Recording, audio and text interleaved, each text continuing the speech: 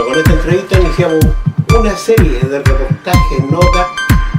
Partimos esta entrevista entonces con don Héctor Antonio Saavedra Veloso, que llegó a Maipú, a conquistar Maipú en esos tiempos, ¿eh?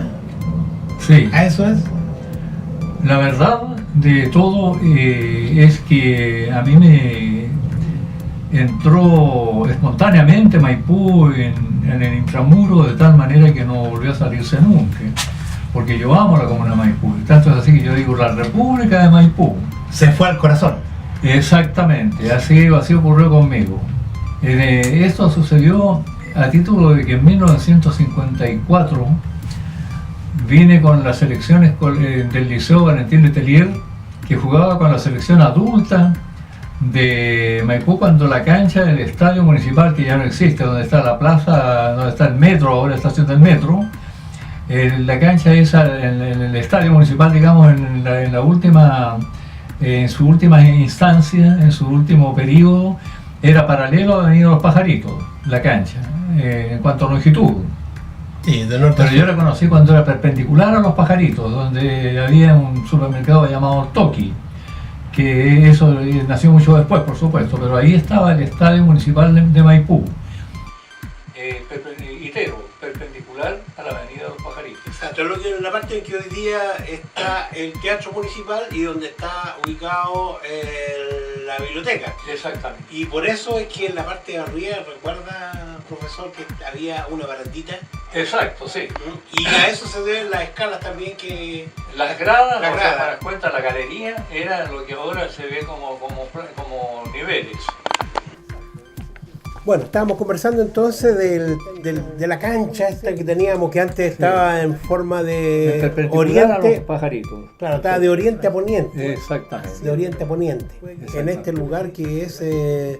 hoy día está la Plaza Rapanui por un lado, por acá está ahí los baños públicos y está donde está el Tokio. Hoy día tenemos un teatro municipal. Toda una historia en ese lado, ¿eh? Sí, ahí hubo mutaciones en realidad que fueron consecuencias del progreso, justamente, del progreso. Y el progreso en realidad es oneroso, porque tiene su costo. Costo en cuanto a la tradición misma, en que se van perdiendo hábitos que la gente tiene de muchos años a esta parte. Entonces, lógicamente que los ancestros, las personas contemporáneas mías, en este caso mayores que yo, porque yo a la sazón tengo 77 años, pero aquí hay gente que yo conozco que todavía vive de más de 90, y gente que se nos ha ido, mucha, que a la sazón tendría más de 100, fácilmente más de 100 años. En el caso de Enrique Toledo Narváez, por ejemplo, que era administrador del Punto del Almendral, donde ahora se encuentra el hospital que se va a inaugurar en estos días. Indudablemente que ese caballero llegó primero como administrador del hermano del héroe de la Guerra del Pacífico, de don Jorge Pérez Canto, hermano de don Arturo Pérez Canto, héroe de la Guerra del Pacífico. De manera que, y después entonces don Jorge compró de lo que fue el Punto de la Almendral, donde en la actualidad se encuentra la Villa Luisiana. ¿No? La Villa Luisiana nació justamente ahí, en el fondo del Almendral. Exacto, ahí está parte de la población municipal. Pero sigamos con el hilo que veníamos. Un equipo que venía a participar en la selección de fútbol del Liceo Valentín Letelier, que había sido campeón nacional de liceos, fue invitado por el presidente de la Asociación de Fútbol de Maipú de la época para jugar con la selección adulta de Maipú, que se preparaba para concurrir a un campeonato nacional. El profesor de educación física nuestro, don Hernán Telle, que fue uno de los 5 nadadores olímpicos en Ámsterdam en 1928, él tenía mucha confianza en que yo podía asesorarlo en cuanto a, siendo menor que los que integraban la selección escolar del liceo, confió en que yo podía representarlo a él porque él tenía un inconveniente con los alumnos de la Escuela de Aviación Capitán Ábalos, donde él hacía clase de educación física. Así fue como entonces conocí Maipú, sino que conocí el epicentro, lo que se denominó por siempre la plaza, en virtud de la plaza dedicada a los héroes de la batalla de Maipú, que dice ahí, reza: a los héroes, a los vencedores de Bailén, refiriéndose entonces a que el ejército nuestro le había ganado al ejército español, que a su vez había vencido en Bailén. A Napoleón. Exactamente, nada menos, exactamente, a José. De manera que, bueno, así entonces fue como... Ese fue el primer contacto. Me impresionó y me impactó. ¿Qué impactó? Porque aquí hay un impacto. El Maipú de hoy día es muy distante del Maipú de esa época. Exactamente. Entonces el epicentro se circunscribía a lo que había alrededor de la Plaza de los Héroes, vale decir en este caso General Ordóñez, la calle Monumento actual, la calle Los Pajaritos, la calle Maipú, la avenida Maipú, ¿no? Entonces, y los alrededores, llegando por supuesto a General Ordóñez hasta prácticamente la avenida de la Victoria, que colindaba precisamente con el fondo de la Almendral a que me referí recién. De modo que eso en cuanto al origen de cómo llegué a Maipú por primera vez. Pasaron los años y en 1961 entonces continuó ya en forma sin intermitencia. Te decimos.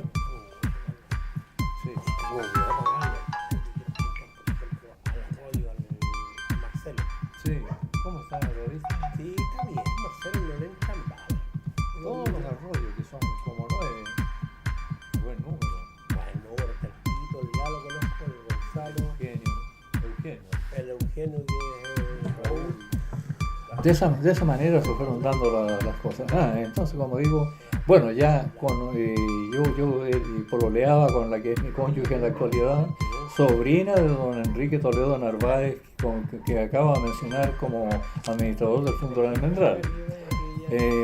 Dijo la señora Hermínia. Así como las relaciones continuaron con la familia, y una vez casado ya con mi hija mayor pequeñita de 10 meses, llegamos entonces acá a arrendar parte de la casa de don Enrique en General Ordóñez 749, entre Las Heras y República.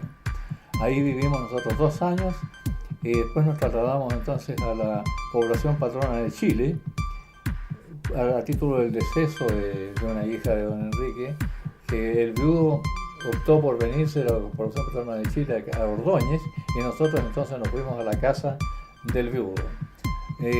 Ahí estuvimos 8 años. Y como no nos vendieron la casa, nosotros compramos en Parque Residencial de Alameda, actual comuna Lo Prado. De ahí hace 36 años que vivimos en la comuna de Providencia, digamos, por un inconveniente de tipo familiar y que incidió para que nosotros entonces nos alejáramos de la villa del Parque Residencial de Alameda, ¿no? Como digo, él nunca dejó de vincularse conmigo, la comuna, conmigo y yo con la comuna, por supuesto, ¿se entiende? Fue un interfaciamiento que para mí ha sido sencillamente emocionante, digamos, ha sido de gran valor anímico a través de los años. Eso fue el impacto de llegar a Maipú, sí, y empezar a quererlo, que es el tema. Sí, ¿Cómo llegó al Colegio 85? Porque claro, eso es lo que... Como vivíamos en General Ordóñez, como digo, en el 749, entre Las Heras y República, como cité recién, pasaba todos los días por la Escuela 85 General Bernardo Higgins para tomar el micro que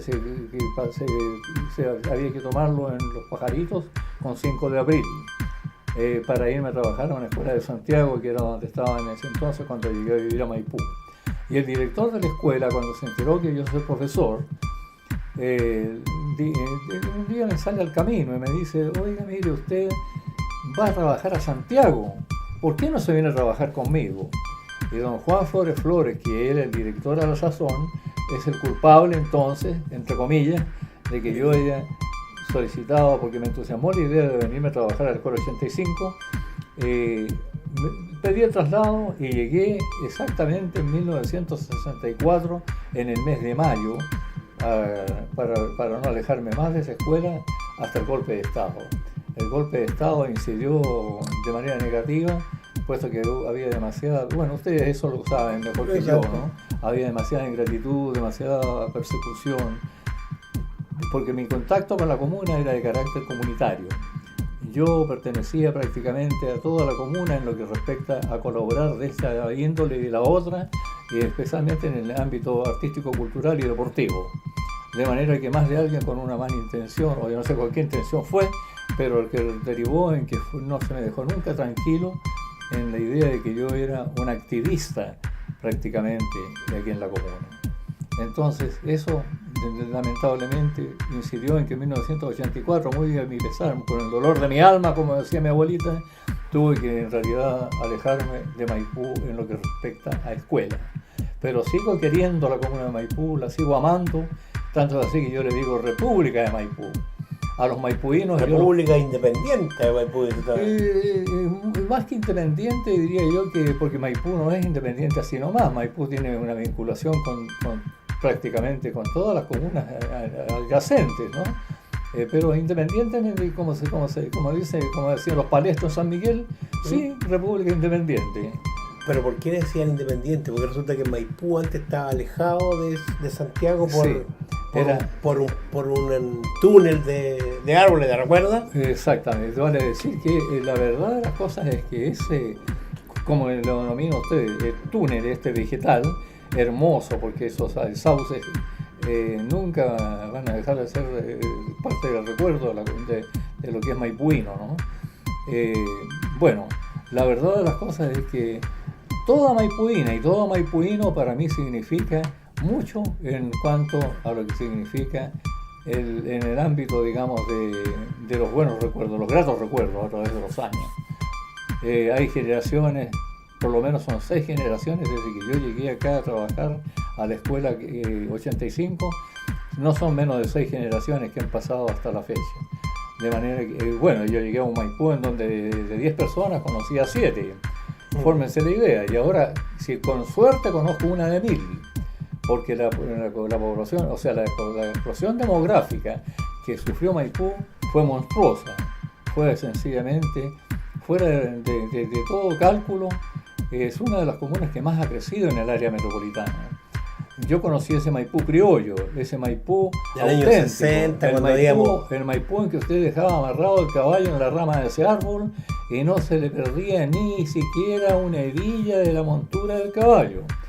Y la bicicleta la dejaba arrimada al árbol o al poste y ahí la encontraba a la hora que se desocupara. Ese Maipú es inolvidable. Ese Maipú es para tenerlo siempre en el grato recuerdo de las vivencias que uno tiene en la vida.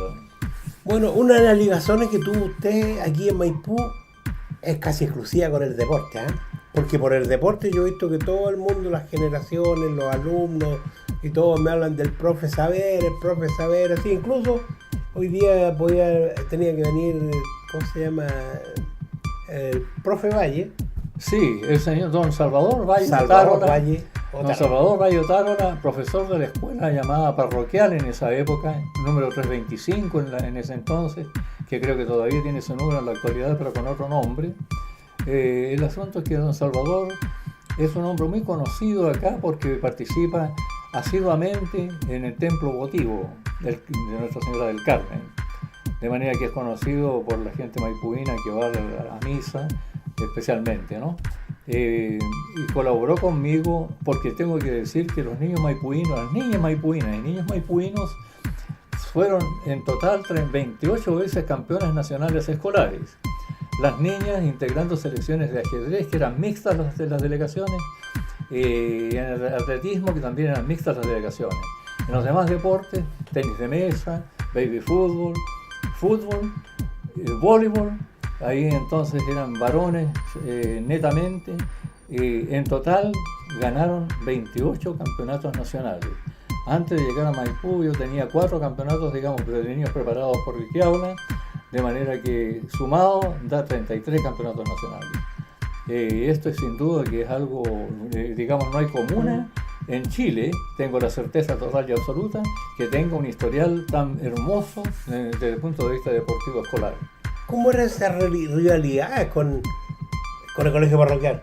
Porque hay una rivalidad que por supuesto hoy día la miramos como la más sana del mundo. Sí. Porque era una rivalidad en competencia. Sí, pero que se preparaban. Era en realidad bastante, diríamos, enconada, entre comillas, pero con un encono amistoso, con un encono en que nadie se enojaba con nadie. tenía muy buenos equipos, la escuela parroquial tenía muy buenos equipos, hay que reconocerlo. De hecho, en las selecciones escolares, la que fue a Ancud del año 1968, había 2 alumnos de la escuela parroquial. Estaba Jorge Vega Jorquera y estaba Juan Ruperto Villegas Núñez, más conocido como Cacharro Villegas, de la Farfana. Conocidísimo por la gente de las generaciones de los años 60 y tantos. ¿Cómo le fue en ese campeonato? Sensiblemente en la hora, ¿no? Ese campeonato de que me está hablando. Este campeonato fue un campeonato nacional escolar de fútbol. A ver, Maipú había sido campeón nacional de campeones en un campeonato especial que pidió la Federación Deportiva Escolar Primaria de Chile. Ya, un campeonato con invitación. En donde invitamos nosotros a una delegación de cada región, como en la actualidad se denomina, del país. Y Maipú entonces ganó ese campeonato, fue del 1 al 14 de abril del año 1968, con ocasión del sesquicentenario de la batalla de Maipú. Sesquicentenario, justamente. El sesquicentenario, 168 años de la batalla de Maipú. El 68, 150 cumplieron. Sí. Y hubo unas celebraciones magníficas aquí en la comuna. Sí. Claro, hoy día no serían magníficas, pero en ese tiempo eran estupendas. Fue algo que impactó a todos los alrededores. Vale decir, la gente que no era de Maipú se sintió atraída por esto. Vinieron a participar, digamos, en las actividades que ahí se programaron, de diversos tipos, de índole cultural y artístico especialmente, y deportivo, como acabo de citar. Fue algo sencillamente majestuoso, démosle el nombre que corresponde, porque tuvo una gran altura en cuanto a... Fue la puerta que abrió, digamos, las bisagras, giraron para que el resto de las comunas de la hoy conocida área metropolitana se preocuparan de Maipú y fueran conociendo Maipú y miraran a Maipú y lo apreciaran.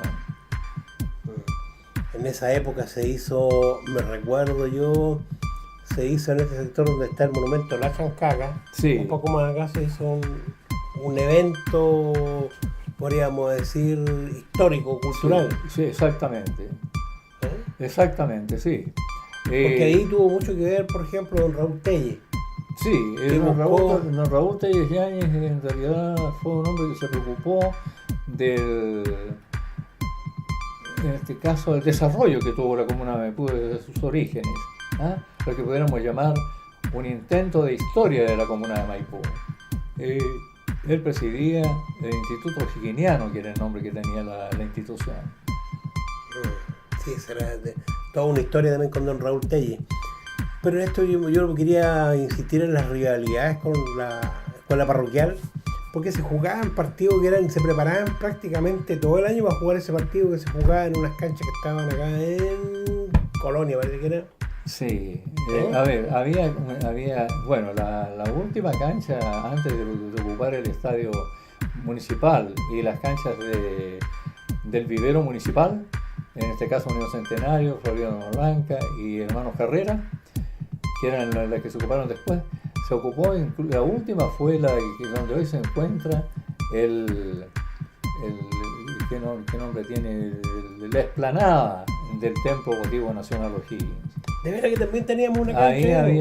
Ahí había una parroquia municipal, entonces la cancha estaba inmediatamente como hacia el sur de la parroquia. Al sur oeste, más o menos, la parroquia. Exactamente. Al sur oeste de la parroquia. De veras que ahí estaba la cancha, que era la cancha de los que trabajaban en el templo. Sí, exactamente, los trabajadores del templo votivo, exactamente. Y esa la usaban para entrenar. Y esa se ocupaba primero para los partidos, eso era un clásico, ¿no? Más que de rivalidad, digamos que se hablaba de un clásico interescolar. Bueno, continuando con estas rivalidades que teníamos entre la escuela 85, que sí, a algunos le decían la universidad 85. Exactamente. Porque salieron muchas personas, muchos jóvenes en ese tiempo. La verdad es que emigraron de nuestra escuela saliendo en ese entonces, era sexto año primario, ¿no? Después se agregó el séptimo y octavo, como de 1966, el séptimo año, y en 1967 el primer octavo año, en cuanto a la historia de los séptimos y octavos, ¿no? Que según tenemos entendido, va a volverse a la antigua forma de primero sexto año y de primero humanidades o primero enseñanza media a sexto de enseñanza media. Esas fueron las modificaciones que hizo en los tiempos de Eduardo Frei Montalva. Exactamente, sí. Que hizo una modificación de manera que la gente, en vez de estudiar hasta sexto, que es el límite, estudiara hasta octavo. Y entraba primero humanidades al liceo, ¿no? Hasta sexto. Entonces, ese primero y segundo humanidades se transformó en séptimo y octavo año con el correr del tiempo. ¿Recuerda algunos alumnos destacados que hoy día se recuerde de ellos? Porque sí, bueno. Yo en todas partes lo veo, que lo saludan, desde el taxista, nuestro amigo. La verdad es que hay un buen número de exalumnos que formaron parte de ambas selecciones, de la selección de la Escuela 325 parroquial. Ahí, entre otros, recuerdos que son inolvidables para mí porque fueron campeones nacionales conmigo. Juan Ruperto Villegas Núñez, como dije antes, de la Farfana. Este niño Juan Carlos Feliu Salvo, Jorge Vega Jorquera, eran alumnos de la Escuela 325. Y de la Escuela 85, de esa época, está José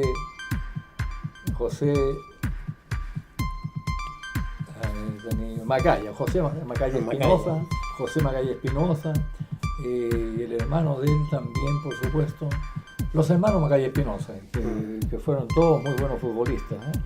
Ahí estuvo Luis Santiago Fuentes, ahí estuvo Ángel Armando Sangüesa Farías, conocido como Manduli, hijo del administrador del estadio municipal, de los grandes jugadores que hubo a la sazón, ¿no?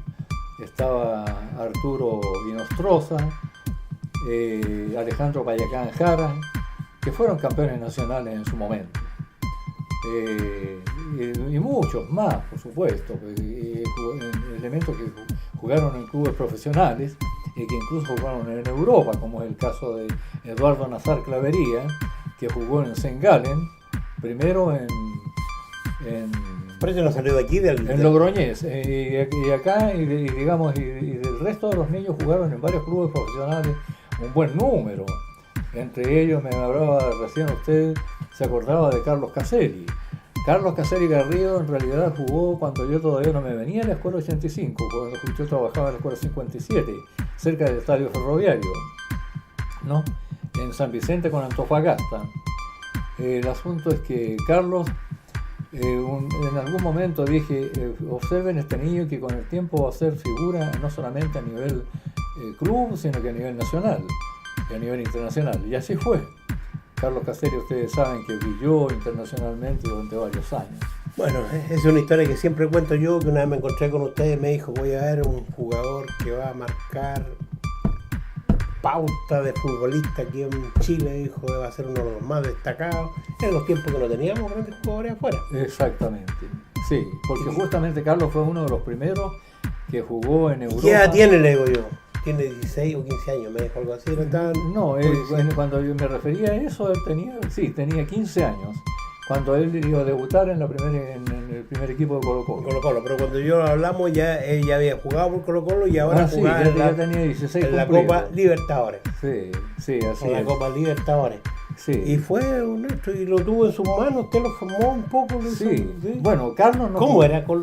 Carlos no jugó en el equipo que fue campeón de la Copa de los Libertadores, jugó antes. Colo-Colo jugó en el Colo-Colo 73.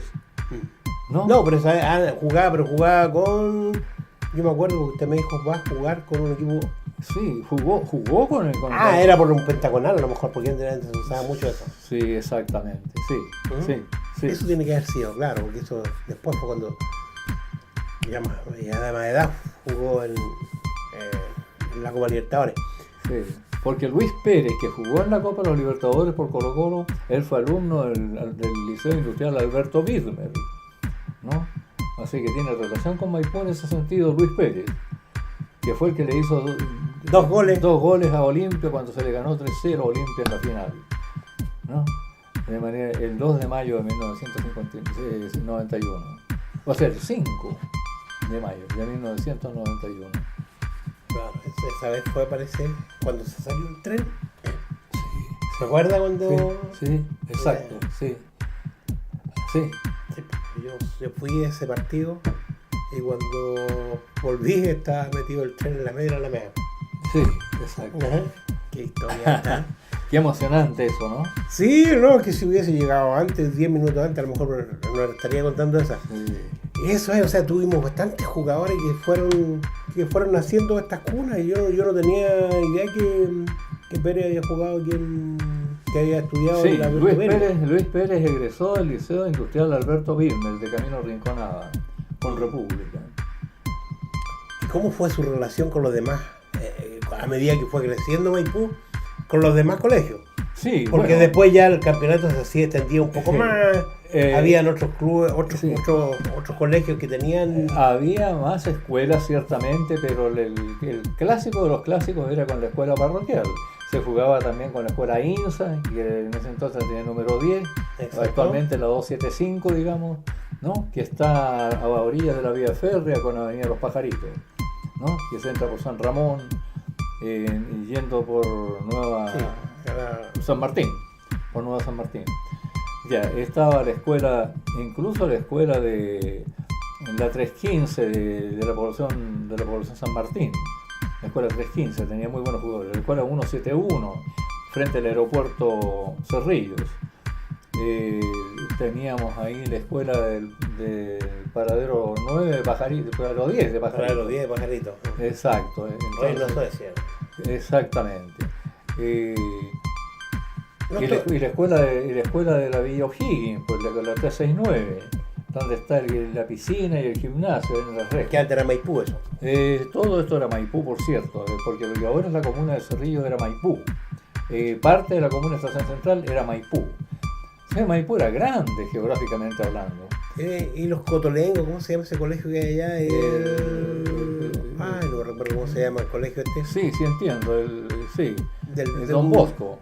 No, bueno, es de la misma congregación, parece Don Bosco, pero es el colegio este que hay donde Cotolengo, teníamos que tenía la banda, porque le decíamos Cotolengo, pero tiene otro nombre. Sí, ¿Oh? sí. A ver si me acuerdo el nombre real que tiene. Ya no importa, por eso lo bajamos, porque no. Sí, no. pero pertenece a la congregación de los Cotolengos. Claro. Y El ahí pequeño indudablemente que el alma del quehacer deportivo recreativo de esa comuna era el sacerdote Limonta. El padre Limonta, que fue el que creó Exactamente. también la banda de la escuela. La banda de guerra era de él, para decir así. Él era el alma mater de la banda de guerra de la escuela de Don Bosco. A ver si el nombre se nos va y luego Ya. nos acordamos del nombre. Y la banda de guerra de la escuela parroquial, que era dirigida en ese entonces por don Ignacio Pericó, también tenía bastante calidad. Esa era una rivalidad que en un momento se empezó a dar, porque fue tal la calidad que tomó la escuela parroquial. Sí, ¿Mm? sí, la banda, digamos, la hizo muy popular. La banda de guerra que tenía la escuela parroquial la hizo muy conocida y muchas personas optaban por llevar a sus niños ahí precisamente por culpa, entre comillas, de la banda. De la banda. ¿Y Exactamente. qué es lo que pasaba? Yo quiero llegar a un último punto acá en la celebración del 5 de abril. El 5 de abril para nosotros era una fiesta popular, Exacto. una fiesta donde participaban los niños, los Todas papás, las fuerzas la vivas, comunidad. las fuerzas vivas de la comunidad, todas participaban en el aniversario de la batalla de Maipú, ¿no? De manera que Porque eso era un desfile obligado frente al monumento. sí, desfilaban todas las fuerzas vivas, bomberos, todos los escolares, Todos los colegios. venía también, por supuesto, Cotolengo, venía, ay, el nombre que bueno. Ya, pero en todo caso lo más importante es que venía un regimiento de allá del sector de... El regimiento Tacna. Claro, venía, incluso vino una vez la escuela militar. Sí, No, pero sí. Venía la de San Bernardo. Sí, escuela de infantería. Escuela de infantería de de San Bernardo venía siempre esa, Sí, verdaderamente sí. la escuela ya, pero eso era un acto donde me acuerdo yo que nos formaban en en la explanada que existe en el monumento, se rendían, se hacían alocuciones patrióticas. Exacto, el epicentro del quehacer era en la plaza del monumento a los héroes de la batalla de Maipú, que está entre las calles General Ordóñez, entre la avenida Maipú, Monumento y Los Pajaritos. Ese era el epicentro del quehacer, y el desfile por supuesto se hacía por las calles adyacentes. Y partían de frente al templo motivo. Lo que era. Sí, y derivaban entonces en la Plaza de los Héroes de la batalla de Maipú. Tiempo eso, que parece que la gente celebraba con más corazón, o éramos más ignorantes, porque hoy día a lo mejor algunos nos dicen que celebrábamos eso porque vivíamos como en un pueblo chico, encapsulado. Sí. ¿Qué es lo que hay? ¿Qué es lo que podemos decir? La gente que no era de Maipú, cuando se refería a la posibilidad de viajar hacia acá, decía vamos a pasear a Maipú. Era prácticamente como un atractivo muy muy especial, porque tenía toda la sonoridad de un pueblo de campo. Era ni más ni menos un pueblo de campo, con las mismas costumbres de la gente campesina, con la misma calidad humana de la gente campesina, porque era toda esa gente muy sana la de la época, sanísima. Si, como dije antes, usted dejaba su bicicleta o su caballo en determinado lugar y ahí estaba intacto todo, con todo su equipamiento. Eso difícilmente se va a ver ahora, ¿no? ¿Qué es lo que significa para usted don José Luis Infante? ¿Le trae algún recuerdo? ¿O don Gonzalo Pérez, que era más futbolista? Mire, la verdad es que don José Luis Infante Larraín, conocido como Cachero por el populacho, para decirlo entre comillas, por el perraje, como suele decirse también entre comillas, con todo respeto, Cachero le decían a este caballero. Bueno, este señor había sido ministro nada menos que don Gabriel González Videla, ministro, si no me equivoco, de Hacienda. Sí, bueno, como él era abogado, y como abogado entonces tenía una gran injerencia a nivel gobierno. Don José Luis Infante Larraín fue dueño entonces, como todos sabemos, del fondo que tenía su nombre. Todo esto ahora, por supuesto, ya pasó a la historia, porque primero fueron parceras, después todas casas quintas, y en la actualidad hay villas que desembocan prácticamente con lo que es el fondo del bosque, que parece que tampoco ya es el fondo del bosque. Es el recuerdo nomás de eso. Si no es una casona en la historia, no es una casona que también la ha reflexionado. Exactamente. Por lo demás ya está todo población ya. Sí, don José Infante Larraín sensiblemente, ya que me refería al tema de deporte escolar, no apoyó el deporte escolar. Sensiblemente, no entiendo por qué, pero no lo apoyó. Los niños venían campeones nacionales de todas partes del país, campeones todos los años, y en un mismo año se ganaban 6 campeonatos nacionales, entiéndase claro. 6 nacionales en un año, que ninguna comuna, apenas un campeonato o 2 habrá ganado alguna comuna.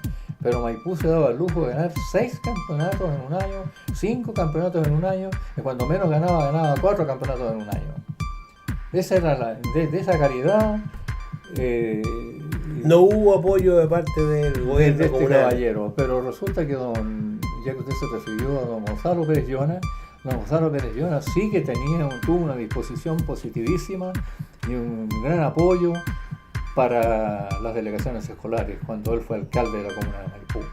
De modo que la gratitud que merece el caballero es muy justa, porque se la jugó para que los niños viajaran en condiciones decentes, para decirlo de buena manera, ¿no? Y hay que agradecer eso. Y el último alcalde, que justamente era el alcalde cuando se produjo el golpe de Estado, don Mario Ortiz Quiroga, también apoyó totalmente la causa del deporte escolar. Son los recuerdos que tengo en cuanto a los alcaldes, y por supuesto en alguna medida también don Luis Valentín Ferrado Ursúa, ¿ya? En la medida que él pudo apoyar, también apoyó. Hay que agradecer todo esto, porque en la vida hay que ser agradecido. Porque tenemos los recuerdos de la casa consistorial, la única que tenía Maipú, donde estaba la alcaldía, donde estaban las salas de regidores. Sí. ¿Mm? Sí, Teníamos por otro lado, teníamos al carabinero. sí. En fin, estaban todas Por las los oficinas. pajaritos, sí. Estaban todas las oficinas. Y el Banco de Chile estaba ahí. Banco de Chile, estaba la casa de la señora Elena Reguarta. ¿La alcanza a conocer usted? Sí. Porque ella tenía la casa esa sola Sí. que le vendió el banco. Y el Teatro Municipal. Y el teatro, que en realidad parece que no era municipal. No, el teatro que había ahí. El digamos. teatro viejo le decían, ¿eh? El Teatro Viejo, donde estaba la niña que vendía los alfajores y alfeñiques ahí, los La pasteles. Estrellita. Exactamente, ¿Eh? que tenía buenas manos para eso.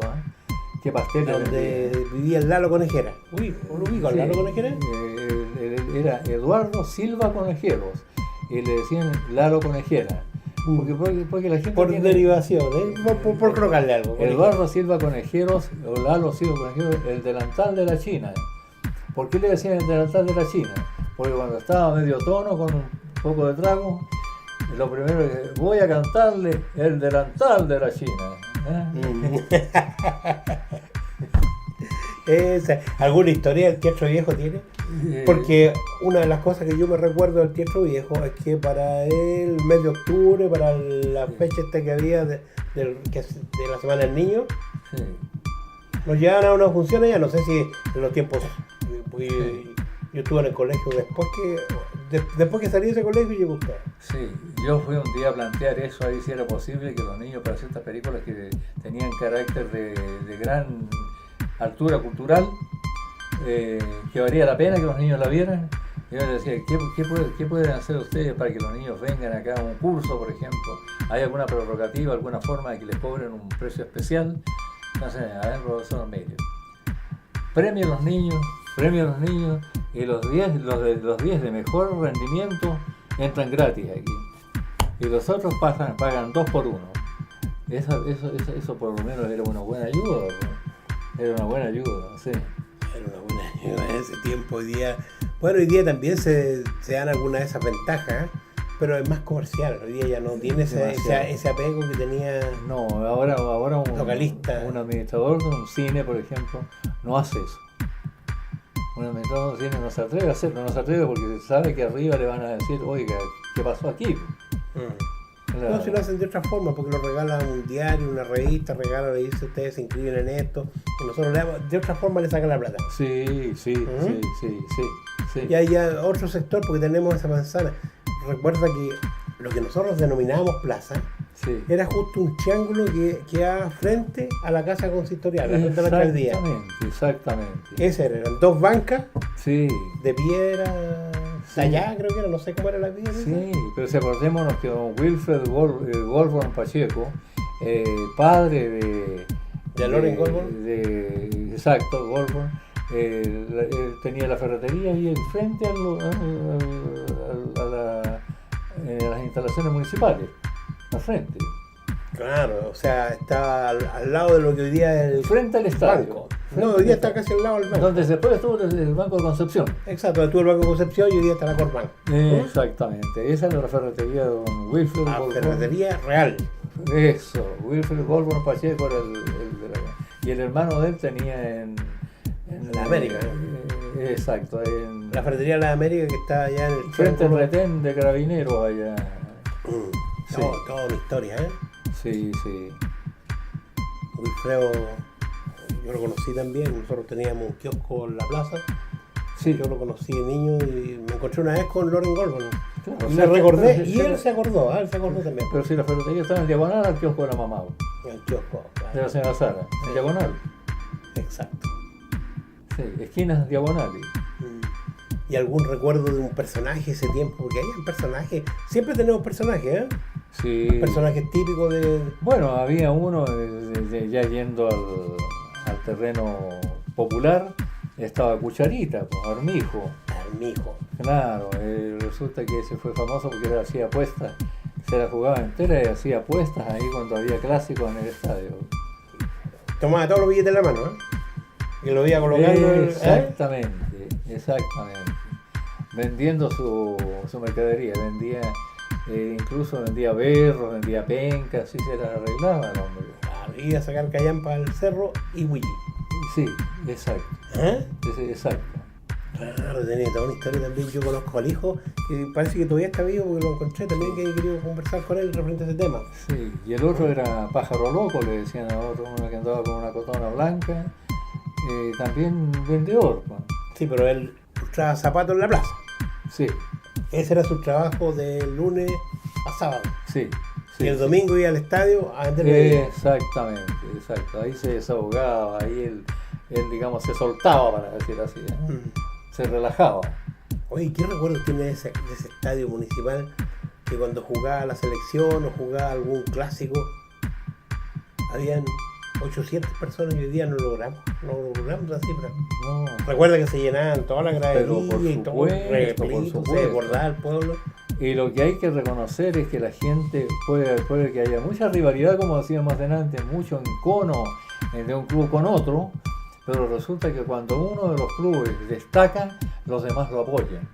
Fue el caso de Campos de Batalla en 1964, cuando ganó el campeonato provincial en la final en la cancha de Bata de Peñaflor, el jueves 21 de mayo de 1964, en que iba gente de Florida de Loma Blanca, de Deportivo Maipú, de Iriarte, de diferentes clubes, apoyando a Campos de Batalla.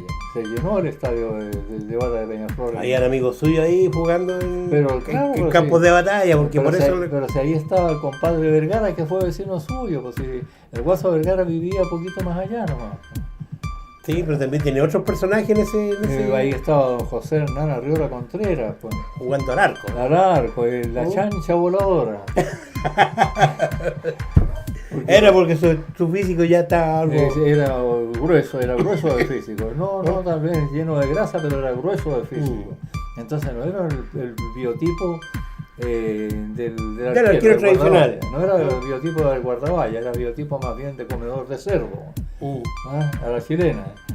Pero tenía mucha agilidad y era muy valiente para jugar al arco. Era muy valiente para jugar al arco ese hombre. Atajaba, podía tener ese dedo por acá, pero resulta que seguía atajando.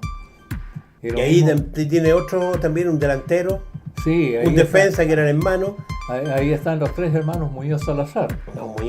Estaba Guillermo, Willy, que era el alero derecho. A ver, el equipo en este campo de batalla en ese entonces era al arco José Narrador Contreras. El arquero reserva era conocido como Pulga, Marcos Campos Aros, conocido como Pulga, que fue un gran arquero. Uno de los mejores arqueros y más extraordinarios que hemos tenido que muy bueno. Luis Lagos era el tercer arquero, que Luis Lagos trabajaba en Escanavini, Ticino y Escanavini, ahí, en Cerrillo. Sí. Bueno, el lateral derecho era Juvenal Espinosa Sotelo. El zaguero central derecho era José Heriberto Vergara Opazo, el Guaso Vergara. El central izquierdo era el Pelado Muñoz, Carlos Muñoz Salazar. El lateral izquierdo era este niño Germán Lagos Pavés, Caballito Lagos. Luego el 6 era Santiago Patricio Letelier Palma, conocido como Pato Letelier. El Pato Letelier, aquí lo vamos a tener unos tiempos más. Exacto. El 8 era Luis Muñoz Salazar, Chuta. Uno de los tres hermanos Muñoz Salazar. El alero derecho era Guillermo Muñoz Salazar, Willy. El centrodelantero era José Domingo Carrasco Rivas, conocido como Loco Chumingo, pero que es valiente en el área, para qué decir el hombre. Del interizquierdo era Berarmino Aburto Pereira, conocido como Mino. Y el puntero izquierdo, Alfonso Alcaíno González, Poncho Alcaíno. Qué equipazo ese, un equipazo, aparte de los demás jugadores que integraban el plantel, ¿no? Entre otros que ya que descansan en paz, está Marcelino González Torres. Marcelino, ¿verdad? Sí, integró ese equipo. Trabajaba en el registro civil, en su tiempo eso. Marcelino trabajó en el registro civil. En el registro civil, era el asesor del director del Ángel Nalda. Exactamente. Ángel Nalda. ¿Que también tengo buena memoria yo? Sí, y también del otro caballero que hubo después, Díaz, del señor Díaz. Ya. También. Y ahí está, a propósito, ese es otro personaje pues, que no hay que dejar de citar. Hugo Farfán López. Hugo Farfán López, un personaje. El fotógrafo que vuelve, dijo cuando... Exacto. Una vez cuando quiso ser candidato a A regidor. A concejal, porque Claro, exacto, a concejal. Claro, el fotógrafo que vuelve. Es una propaganda que él se hizo más. Sí, pero estuvo a punto de ser electo, ¿no? Claro, pero de todas maneras era un personaje. Sí, y de una disposición. Como, más que Juan Velázquez, ¿no? Porque Juan Velázquez también fue fotógrafo, ¿te recuerdas? Sí, ¿No alcanzó a ver? sí, Sí, alto, claro. pero es que Hugo Farfán López era muy solidario. Ese no se, le decían, ¿qué le parece esto? Ahí vamos, hagámoslo. Y se la jugaba. Las fotografías que sacaba a los niños no les cobraba. A los niños no les cobraba la fotografía. Cuando yo decía, mire, tengo que llevar una delegación al Campeonato Nacional tanto. ¿Cuándo me los trae? Me decían. No, pero ¿cuánto es? No, ¿cuándo me los trae? Dígame usted cuánto. Y no les cobraba un peso. Les sacaba la fotografía todo para hacer especial. Y cuando había campeonatos nacionales, él sacaba la fotografía y tampoco cobraba. Le decía, llévense de recuerdo esto a su tierra. A los de Iquique, a los de Arica, a los de Antofagasta, a los de Temuco, a los de Puerto Montt, de todo Chile. Así que yo creo que en alguna parte de nuestro país hay una fotografía sacada por Hugo Farfán López acá en Maipú. Sí, tengo la seguridad. Sí. Un personaje. Y por último, para terminar esto, porque vamos a tener que terminar la conversación, que se nos va a alargar por 2 horas o 3 horas si seguimos conversando. ¿Qué profesores, qué es lo que echa de menos de ustedes esa escuela que vio en el 85, cuando llegó acá, la formación que hubo, cuando cambió después a 274, porque usted estuvo en el cambio, usted? Sí, exacto. Es que resulta que el cambio se produjo después del golpe de Estado. Exacto. Cuando se municipalizaron la... Exactamente, cuando se produjo la municipalización. Ahí ya cambió el número de escuela 85 por el número 274, escuela D274. El nombre no lo perdió, Escuela General Bernardo O'Higgins.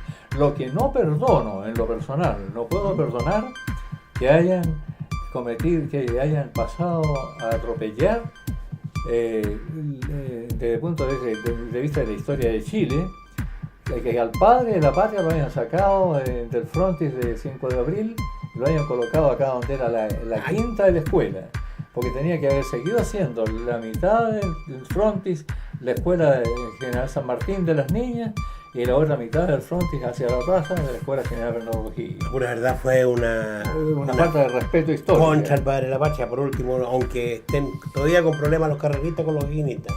Exacto, ¿no? O sea, eso fue una falta de respeto histórica. ¿Ah? Es el nombre que le doy a eso.